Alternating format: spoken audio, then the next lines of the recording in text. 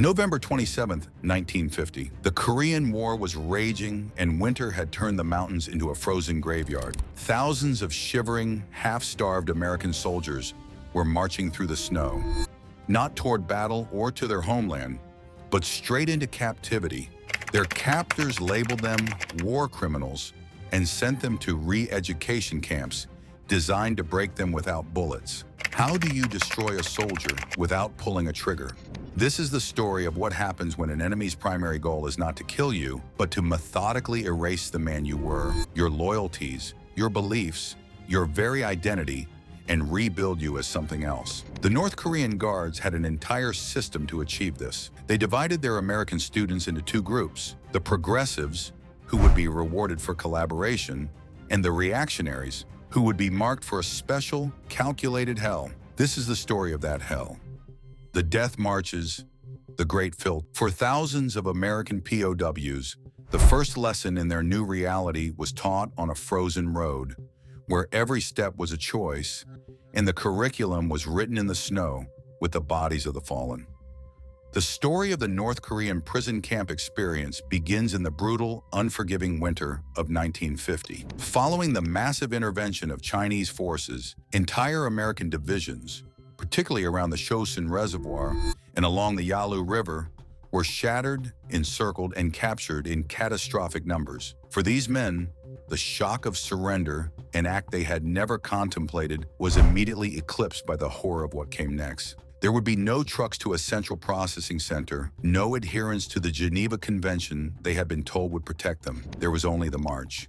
These forced marches, which survivors would forever refer to as death marches, were not a mere logistical transfer of prisoners. They were the first and most brutal stage of the enemy's program. It was merciless filter designed to physically and mentally tenderize the captives, to weed out the weak, and to deliver to the permanent camps only those who had been thoroughly conditioned by trauma. Private Earl C. Brody, captured in the initial onslaught, was one of thousands herded into these shuffling columns of despair.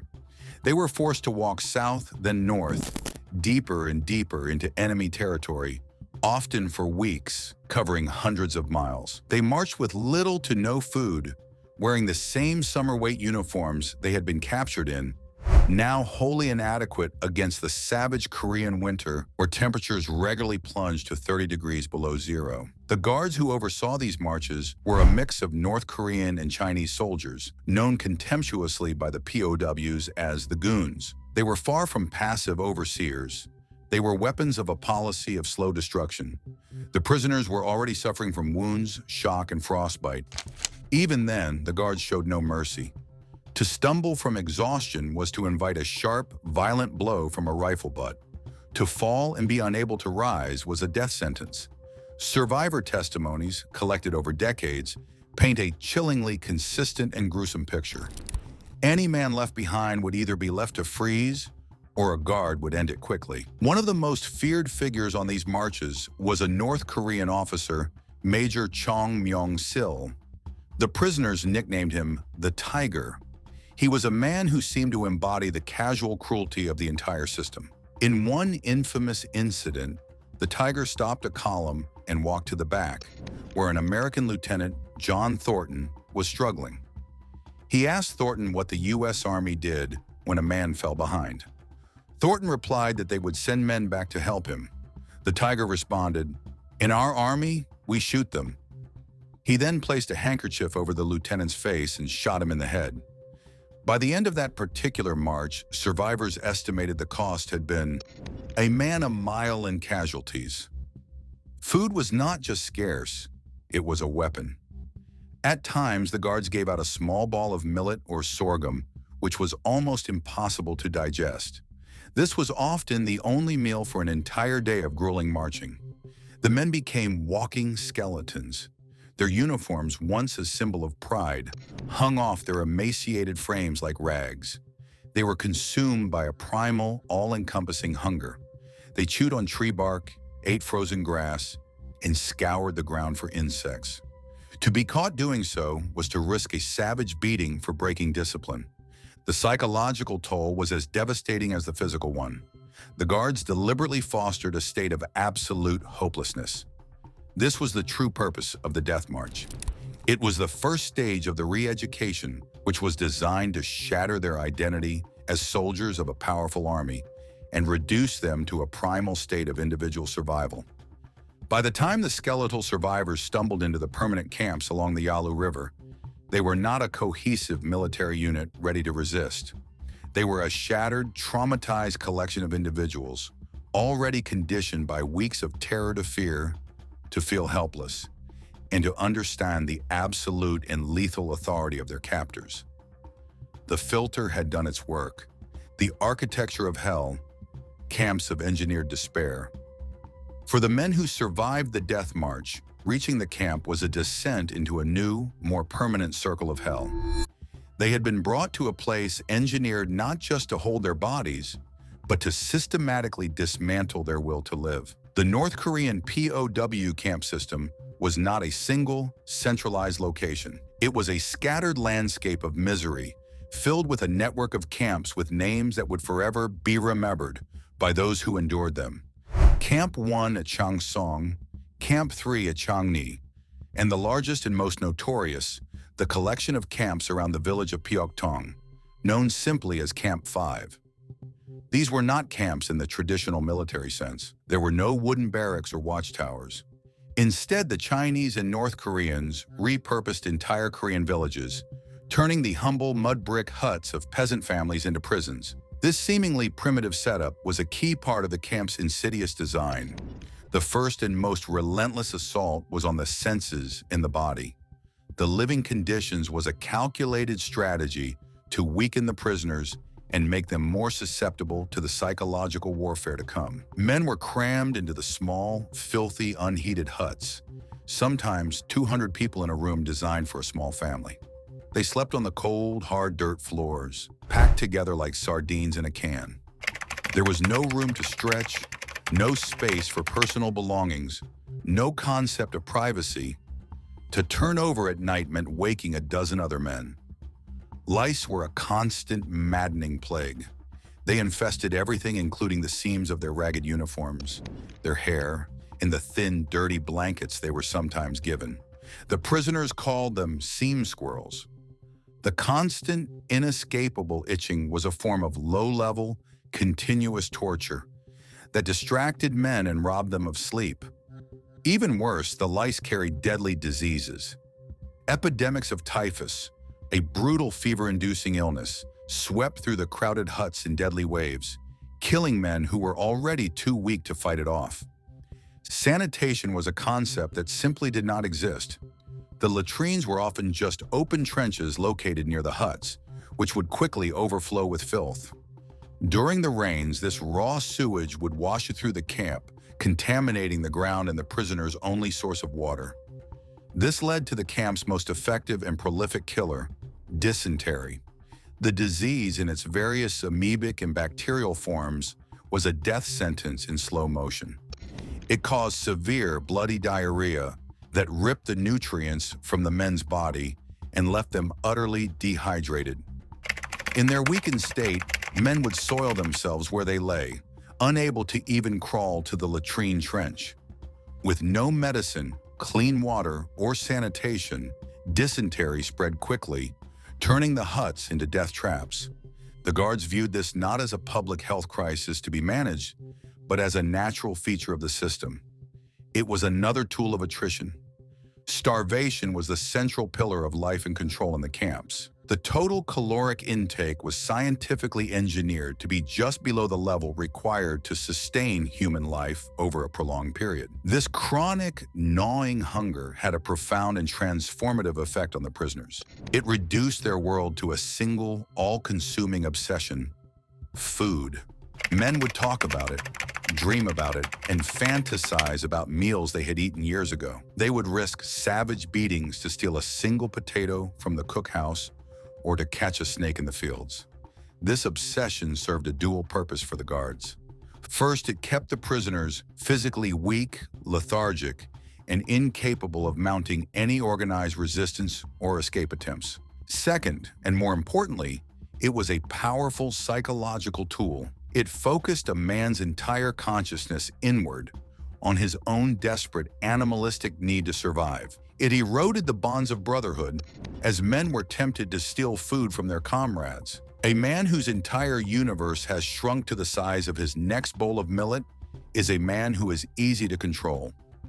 Medical care in the camps was nothing but a cruel joke. The hospitals were simply designated death huts, where the sickest and most hopeless cases were sent to die, out of sight of the general population. There were no medicines, no bandages, no sterile equipment. The few American military doctors who had been captured did everything they could, but with no supplies, they were rendered helpless. They were healers with nothing to heal. They could only watch in impotent fury as men died from treatable battle wounds that became gangrenous, from pneumonia, and from the horrifying diseases of severe malnutrition. They saw men waste away from pellagra as their skin cracked and peeled, and they saw others die of beriberi as their bodies swelled with fluid until their hearts stopped. They watched them die from night blindness, scurvy, and a host of other ailments that had been eradicated in the developed world for decades. The Guards' only contribution to medical care was often to provide propaganda lectures to the dying men. This entire architecture of filth, disease, and starvation was the carefully prepared ground for the true war that was to be waged. It was a system designed to strip a man of everything that made him human: his health, his dignity, his sense of community, and ultimately, his hope. The Guards, acting as the architects of this hell, understood a fundamental truth of psychological warfare. Before you can conquer a man's mind, you must first convince him that his body is worthless and his life is meaningless. In the frozen, stinking huts of Camp 5, that lesson was being taught and learned every single day. The Guards, teachers of a twisted gospel, the horrifying conditions in the camps were no accident of war. They were part of the lesson. In this classroom, the Guards were not just brutes or jailers. Instead, they saw themselves as teachers, spreading a new and dangerous gospel. Let's look beyond the surface-level brutality and examine the terrifying ideology that drove the Guards. This ideology was an organized, systematic program of human deconstruction, sanctioned from the very top of the Communist command, Kim Il-sung in North Korea and Mao Zedong in China. The American prisoners were seen as the brainwashed, ignorant products of a corrupt and dying capitalist system. The stated goal, therefore, was not to punish them, but to re-educate them, to liberate their minds from the lies of Western imperialism and convert them to the righteous cause of communism. An Hak-sop, a former North Korean official who defected years after the war, provided crucial insights into this chilling mindset. The prison guards and camp instructors were not chosen for their physical strength or military prowess. They were selected for their unwavering political fervor and their skill as propagandists. They were graduates of their own political school, where they were indoctrinated with a specific worldview. They were taught that the American prisoners were both contemptible war criminals and pitiable victims. This ideological framework transformed the act of torture into a moral and political duty. In the minds of the Guards, every beating, every starvation diet, every psychological trick was not an act of cruelty, but a necessary and justifiable part of the re-education process. It was treatment designed to break down the prisoners' resistance so that their mind would be open to the truth of communism. This belief system allowed ordinary men to commit extraordinary acts of inhumanity, all while believing they were on the right side of history. The central pillar was the indoctrination lecture. For hours every day, the POWs were forced to assemble, often sitting on the frozen ground in sub-zero temperatures, while a Chinese or North Korean officer, the instructor, droned on. The topics were always the same: the inherent evils of capitalism, the oppression of the working class in America, the glories of the Soviet Union under Stalin, and the irrefutable historical march toward a global communist victory. The lectures were deliberately repetitive and mind-numbingly boring. This was a psychological tactic. The goal was to mentally exhaust the prisoners, to batter their minds with slogans and propaganda until their capacity for critical thought was worn down. After the lectures, the men were broken into smaller squads and forced to have discussions about the material. They were given propaganda texts to read, pamphlets and books filled with Marxist-Leninist theory, and were required to memorize and recite passages. If a prisoner didn't take part with enough enthusiasm, he was punished, usually by losing what little food he had. The second, and more insidious, prong of the attack was the weaponization of guilt through forced confessions. The guards were obsessed with producing propaganda that they could use to demoralize the UN forces and to prove their political points to the world. Their most infamous and ambitious project was the germ warfare campaign. The communists baselessly accused the United States of dropping insects and other biological agents on North Korea to spread disease. To prove this, they needed confessions from captured American pilots. The process of extracting these confessions was a case study in systematic torture. Pilots and high-ranking officers were singled out and taken to special interrogation centers. There, they were subjected to a relentless combination of physical and psychological torment. They were beaten, kept in isolation for months, denied sleep for days, and forced into painful stress positions. They were told that the lives of their fellow prisoners depended on their cooperation. The goal was to push them to a state of such complete mental and physical collapse that signing a fabricated, multi-page document detailing their involvement in a non-existent germ warfare program seemed like a rational choice. These false confessions were blasted over camp radios and printed in propaganda leaflets, spreading doubt and division among the soldiers. The third and arguably most destructive element of the program was the systematic destruction of trust. The guards knew that the greatest source of a soldier's strength is his bond with his comrades, so they set out to deliberately and methodically sever those bonds. They implemented a system that turned the entire camp into a paranoid surveillance state. They divided the prisoner population, both officially and unofficially, into two warring factions: the progressives and the reactionaries. The progressives were those prisoners who showed a willingness to cooperate with the re-education program. They participated eagerly in the discussions, wrote positive responses to the lectures, and publicly renounced their past lives. In return, they were rewarded with slightly larger food rations, lighter work details, and most importantly, access to what little medical care was available. The reactionaries were the defiant ones, the leaders, the staunch anti-communists, the men who clung to the military code of conduct and tried to keep morale up. These men were marked and publicly shamed. They had their food rations were cut, and they were singled out for the most brutal punishments. To earn the coveted status of a progressive, prisoners were heavily encouraged to become informers. They were told it was their revolutionary duty to report on the reactionary activities of their comrades. Did a fellow prisoner make a cynical joke during a lecture? Did someone try to organize a secret prayer group? Did someone hoard a small piece of food? The guards rewarded this betrayal, and the system proved to be diabolically effective. It created an atmosphere of deep and abiding mistrust, poisoning the very air the prisoners breathed. A man could no longer be sure if the person sleeping next to him, the man he had fought alongside, was a brother or a spy. He was truly alone, isolated not just from his country and his family, but from the very men who shared his suffering. It was in this state of profound psychological isolation that they became most vulnerable to the guards' final, terrifying objective: the complete and total collapse of their will to live. The arsenal of pain, a science of suffering. While the overarching goal of the North Korean camps was psychological conversion, the guards had a vast and terrifying arsenal of physical tactics to enforce their curriculum. The pain inflicted in these camps was the direct, tangible consequence of being labeled a reactionary. It was the lever used to pry open a man's mind for indoctrination, and it was the ultimate tool used to extract the false confessions that were the lifeblood of the enemy's propaganda machine. One of the most common and psychologically devastating methods of torture was the use of stress positions. This was a form of slow-motion agony designed to inflict excruciating pain over a prolonged period without necessarily leaving the obvious marks of a severe beating.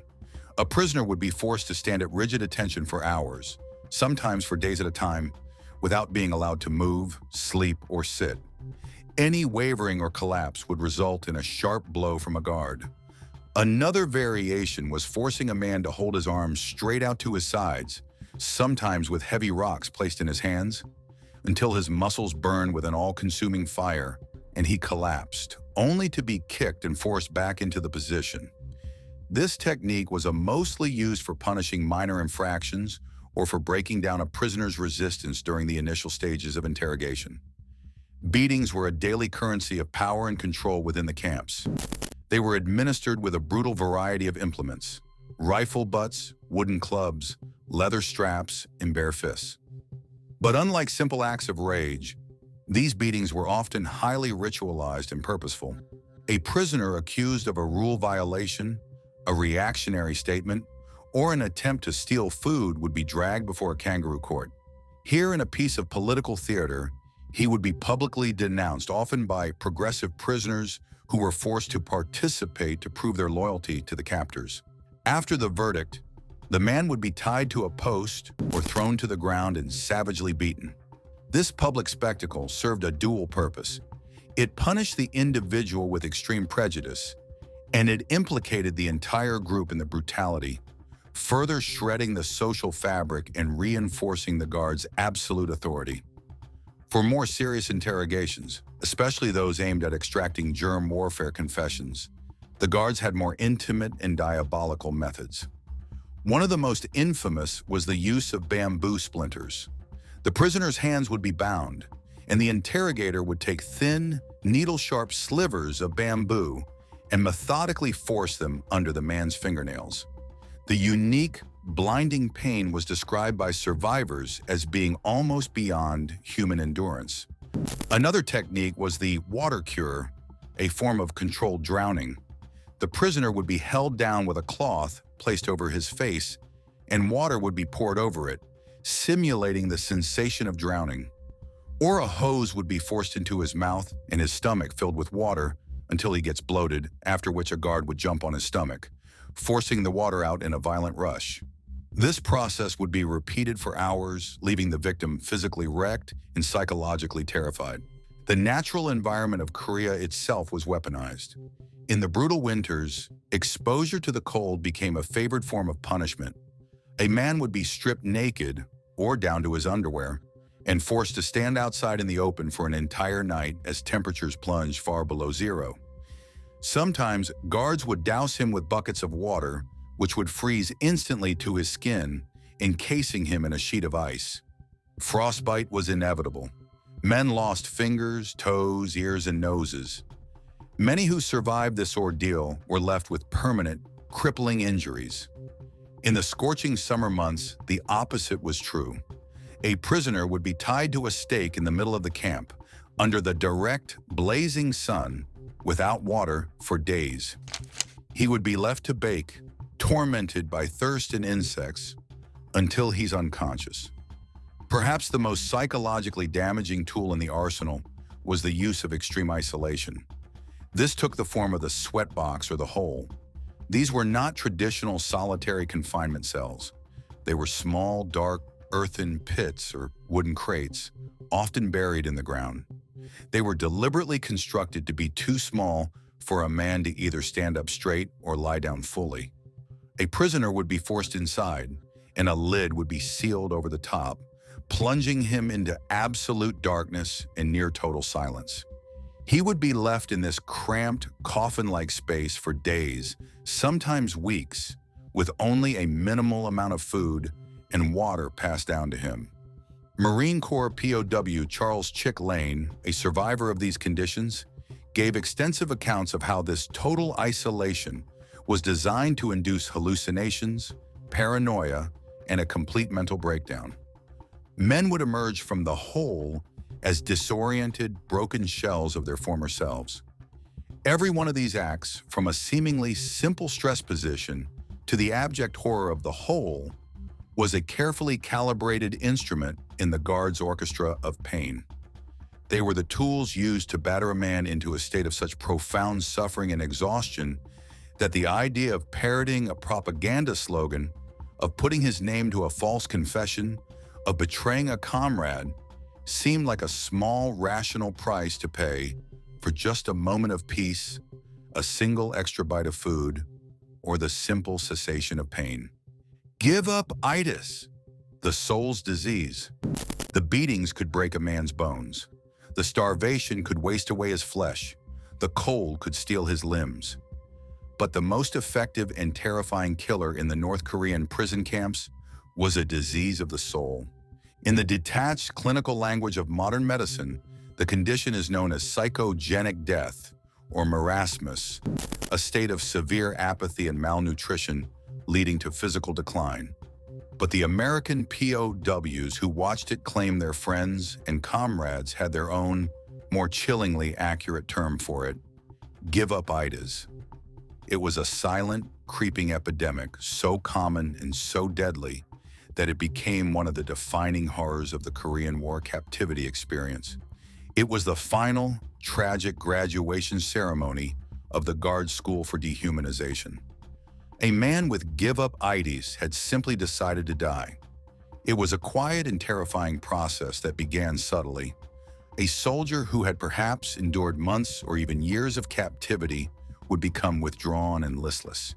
He would stop participating in the secret whispers of resistance as his eyes lose spark.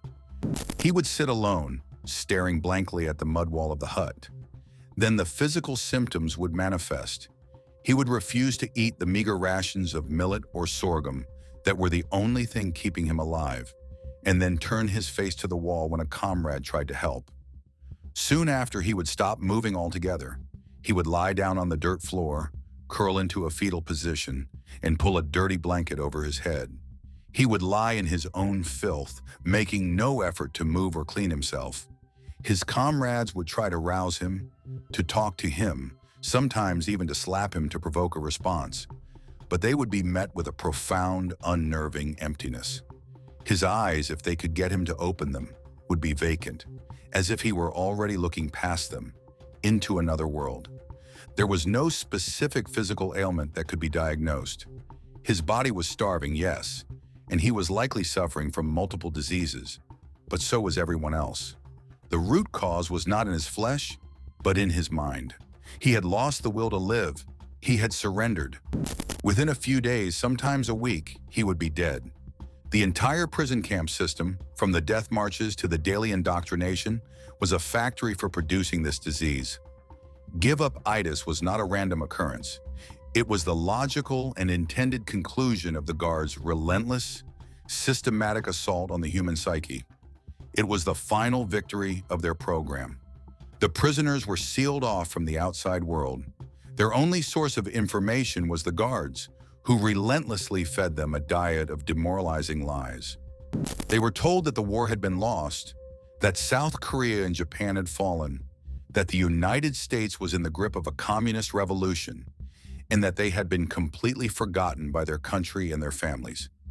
With no letters from home, no Red Cross parcels, and no end to the war in sight, the future became an endless, gray, featureless expanse of suffering. Without a date of release to cling to, without a single ray of hope, the will to endure began to crumble. Finally, there was the total loss of purpose and identity. These men were soldiers, sailors, and Marines. They were trained to be active, to have a mission, to fight for a cause. In the camps, their agency was stripped away.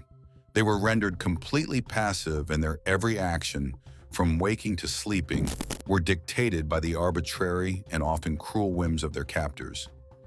Their identity as proud American fighting men was relentlessly attacked every single day in the indoctrination lectures. The Guards told them they were not heroes. They were war criminals and imperialist aggressors. When a man loses his purpose, his identity, and his hope for the future, he begins to lose his reason for living. And that is when he becomes vulnerable to the whisper of despair that tells him the only way to end the suffering is to surrender to it completely. The American doctors among the POWs were horrified by give-up-itis. It defied their medical training. They could find no cure because it wasn't a medical problem. They recognized it for what it was, a total psychological collapse. They knew the only possible treatment was psychological, to try to break through the man's wall of apathy, to give him a reason to hold on. But in most cases, once a man had made that final internal decision to die, there was no bringing him back. The secret war, resistance in the heart of hell. Even in the darkest, most hopeless corners of Camp 5, amidst the filth, the starvation, and the constant threat of death, The flame of the human spirit was never fully extinguished. While many men tragically succumbed to the overwhelming pressures of captivity, a dedicated corps of American officers and NCOS waged a secret, silent, and incredibly dangerous war against their captors. This was not a war of open rebellion or dramatic escape attempts in the heavily guarded camps. This was a war of the mind, fought for the highest stakes, to keep their honor, their command, and even the souls of their men. The leaders of this resistance were often the senior officers who, through an almost superhuman display of fortitude, refused to be broken. Men like Marine Corps officer Captain Raymond L. Murphy became the backbone of this internal war. They understood with perfect clarity that the Guard's primary strategic objective was to create chaos and disorganization. The first and most crucial act of resistance, therefore, was to covertly re-establish the military chain of command. This was a profound act of defiance. In secret, officers gave orders, and enlisted men followed them. Squads and platoons were reorganized, all under the noses of the Guards. This simple act was transformative. It restored a sense of order, purpose, and most importantly, identity to the men. They were no longer a random, terrified mob of individuals. They were, once again, soldiers in the United States military, with a duty to resist and a responsibility to each other.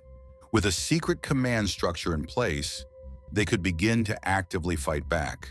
Communication was the lifeblood of this resistance. The Guards did everything in their power to isolate the men, moving them between huts and punishing any unauthorized communication. But the POWs developed a host of ingenious methods to maintain their secret network. They used a tap code, communicating between huts by tapping rhythms on walls or the shared heating pipes. They created a coded language of coughs and gestures. They left hidden messages, written on tiny scraps of toilet paper with slivers of graphite taken from pencils, in prearranged dead drops around the camp. This secret information highway allowed them to warn each other about newly identified informers, to share intelligence gathered from newly arrived prisoners, and to coordinate their unified strategy for dealing with the captors. One of their primary missions was the sabotage of the indoctrination program. Since they could not openly refuse to attend the lectures, they undermined them from within. They feigned stupidity, driving the instructors to distraction by asking an endless stream of circular, nonsensical questions about communist theory. They would deliberately mispronounce the names of communist leaders or sing propaganda songs slightly, but noticeably off-key. When forced to write self-criticisms or essays about the lectures, they would fill them with absurd, over-the-top praise that subtly mocked the entire process. These small, constant acts of intellectual rebellion were vital for morale. They were a way for the men to prove to themselves and to each other that while the Guards controlled their bodies, they did not and could not control their minds. The most important and desperate front in this secret war, however, was the direct fight against captivity. The resistance leaders recognized the psychological disease as the enemy's most lethal weapon, so they organized a camp-wide, covert public health initiative to combat it. They established a buddy system, assigning stronger men to watch over those who were beginning to show the first signs of withdrawal and despair. They would physically force these men to get up, to clean themselves, to eat their meager rations. They would talk to them for hours, trying to break through the wall of apathy, reminding them of their families back home, of their duty as soldiers to survive, and of the moral imperative to live, to tell the world the truth about what was happening in these camps. This work was incredibly dangerous. To be identified by the Guards as a reactionary leader was to be marked for death. These men were singled out for the most brutal torture the Guards could devise. They were thrown into the hole for months at a time. They were starved and beaten in a relentless effort to break them and destroy their influence. U.S. Army officer James N. Rowe, who endured years of this targeted brutality before making a daring escape, became a living legend of the secret war. He learned to play the long, agonizing game of survival and defiance, enduring unimaginable pain while secretly continuing to lead his men. The resistance did not save everyone. The death toll in the camps remained horrifically high, but for the thousands of men who did survive, this secret war was everything. It was the structure that kept their world from collapsing into chaos. It was the lifeline that pulled many back from the brink of despair. And it was the ultimate proof that even in the face of a meticulously designed system of human deconstruction, the core of the human spirit, the will to be free, the loyalty to one's comrades, and the simple, stubborn refusal to be broken, could endure. The war after the war, reckoning and a bitter legacy.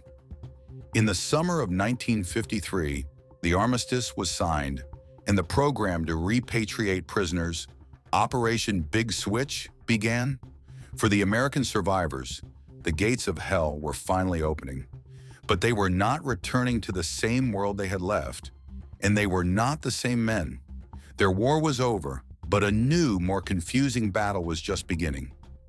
As the first groups of repatriated POWs were brought to the exchange point at Panmunjom, the world got its first shocking look at the physical cost of their captivity.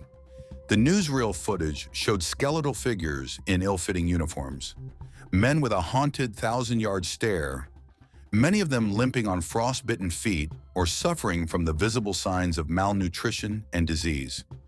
But the deepest and most lasting wounds were the ones that couldn't be seen. Their homecoming was not the simple, triumphant welcome they had dreamed of during their darkest hours. They returned to an America that was shocked, confused, and deeply suspicious. As their stories began to emerge, the nation was gripped by a kind of moral panic. This was not a straightforward narrative of heroic endurance. It was a messy, disturbing, and morally ambiguous story, filled with new and terrifying words that entered the American lexicon. Brainwashing, collaboration, give up IDs, and turncoats. The crisis found its public face in the story of the 23 American soldiers who, at the end of the war, initially refused repatriation, choosing to stay with their communist captors.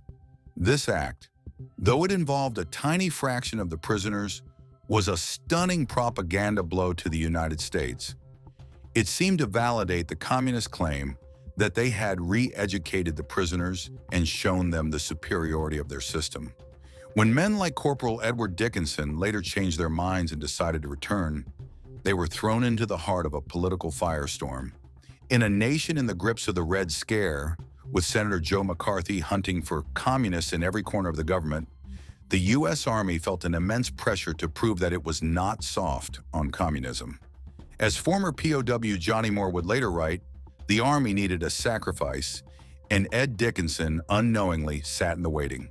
Dickinson was arrested, put on trial, and court-martialed for collaborating with the enemy. His trial and the trials of other accused collaborators ripped the comforting veil off the POW narrative. The American public and the military were forced to confront a series of agonizing and, for a time, unanswerable questions. Were these men who had signed propaganda petitions or made radio broadcasts under duress traitors who deserved to be punished? Or were they victims of an insidious new form of mental warfare that they were utterly unprepared to fight? One side of the debate saw a fundamental breakdown of the American character. Influential figures like Army psychiatrist Major William E. Mayer argued that the soldiers who fought in Korea were a strikingly different group of human beings from those who fought in World War II, lacking the moral fiber and mental fortitude to endure the pressures of captivity. This view was bolstered by journalistic investigations, like Virginia Pasley's book, 21 Stayed, which delved into the backgrounds of the non-repatriates and found that most came from broken homes, were impoverished, and had little education. The conclusion was chilling. The POW's failure was a symptom of a deeper illness in American society. They feared that millions of other young Americans raised in a permissive, post-war world were just as vulnerable to communist brainwashing. This profound national anxiety led to one of the most significant and enduring legacies of the Korean War.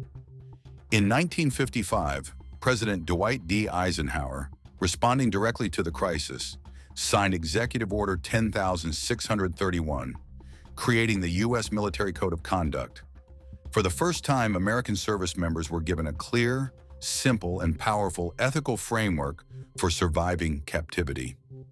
Its 6 articles were a direct response to the horrors of the North Korean camps, giving future soldiers the ideological armor that the Korean War POWs had so tragically lacked.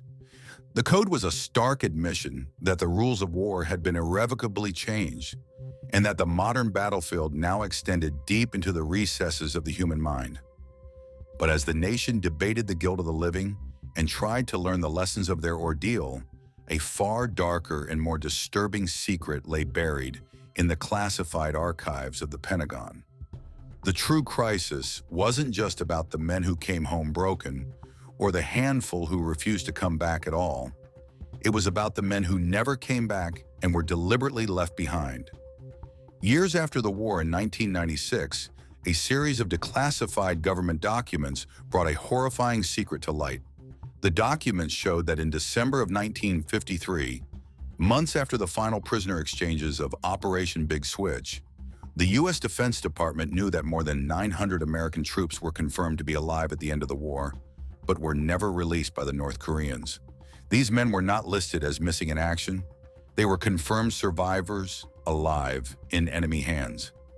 The United States government had this knowledge, but in the cold, pragmatic calculus of the Cold War, a decision was made.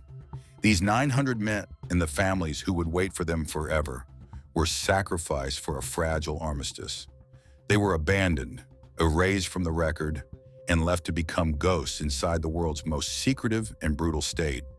This final, bitter truth casts a long and dark shadow over the legacy of the Korean War. For the American survivors who did make it home, the war never truly ended. And for their South Korean comrades, the tragedy was different, but just as profound.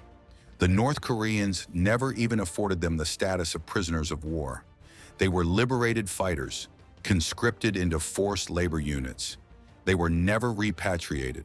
After the armistice, they were given the lowest caste citizenship in North Korea's rigid social system and sent to work and die in the coal mines, forever branded by their past.